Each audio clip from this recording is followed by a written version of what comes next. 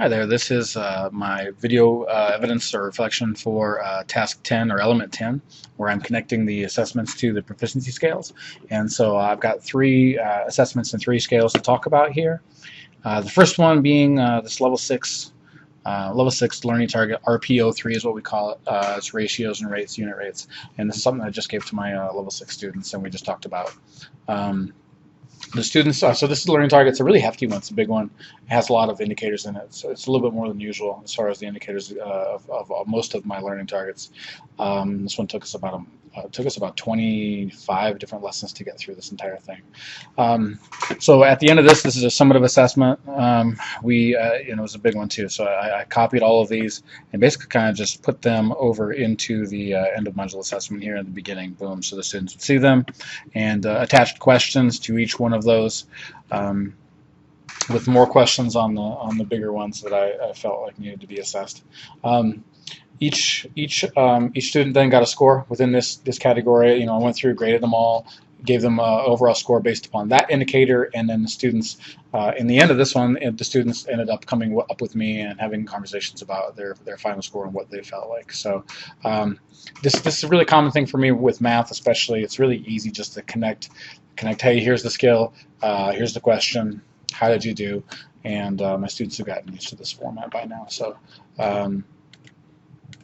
So this is that one. That's the level 6 end of unit assessment. Second one would be this Boston Massacre. So the students had, let me pull this guy up.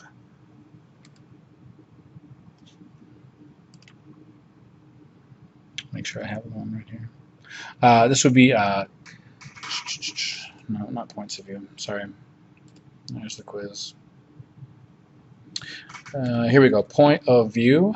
And so this is a nonfiction. We call this R206, or point of view. And in this learning target, students are supposed to analyze multiple accounts of the same event or topic. And so there's a score 2 content on this was determine when accounts when they differ slightly. And the score 3 content was they're supposed to analyze multiple accounts of the same event and topic, and then note the similarities and differences, and basically talk about it, discuss it. So for this one, the students had more of a demonstration, I guess, if you will, where they had to go in and they had to read multiple accounts of the Boston Massacre. I had 5 different sources for them, which were 5 different accounts or 5 different eyewitness accounts. Some of them were testimonials given during a deposition. There were colonists who gave their accounts, and there were British soldiers who gave their accounts, and one was a newspaper article from the time. And so the students, they had to read all these sources, and then they had to go through and they had to give the description of each one. So the score 2 here, content was by this data collection table, where the students had to go in and talk about the viewpoints of all these things and notice similarities and differences.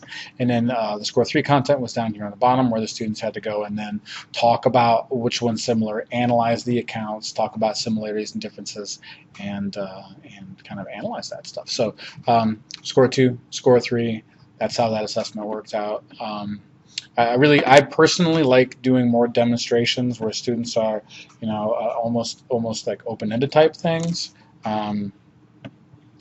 This one, like I said, this one worked out well. I really liked the feedback that I got from the students, and the things that I learned about the students using this one. It was really easy to see. First off, did they just understand these accounts? But more so, did they understand the differences? And it was really readily apparent up here within this data collection sheet as to what the students were thinking.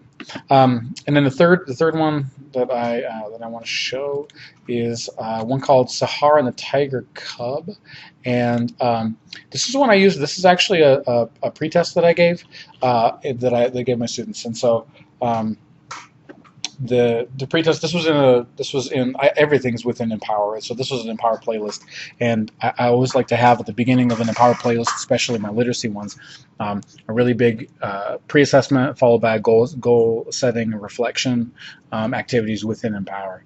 And so it's just Empower is really built just to handle all of this stuff and handle it seamlessly and have the students go in and do it all on their own, and then we can talk about the reflection and what they thought. The story elements here was you have to compare and contrast 2 or more characters' points of view, and The score 2 content here was you need to be able to describe what a character setting or event is, and then identify details that support that character setting and event.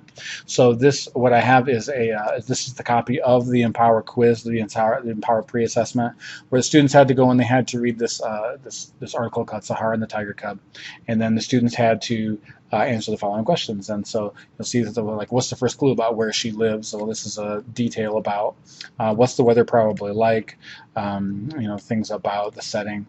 How does the answer to question 2 help explain her hobby? So there's things about saying, okay, well here's identifying the weather, but then this is the other score 2 content of, can you identify a detail that supports that? So these all go down. I have a bunch of score 2s on here to give myself, or to give the students, an accurate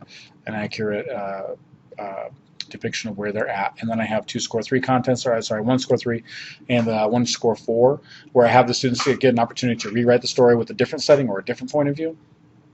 So all of these relate to learning target, boom, boom, and the students in all of my assessments always know one specific learning target that they're working on, and what specific content is of those learning targets, of that assessment. So that's where I'm at.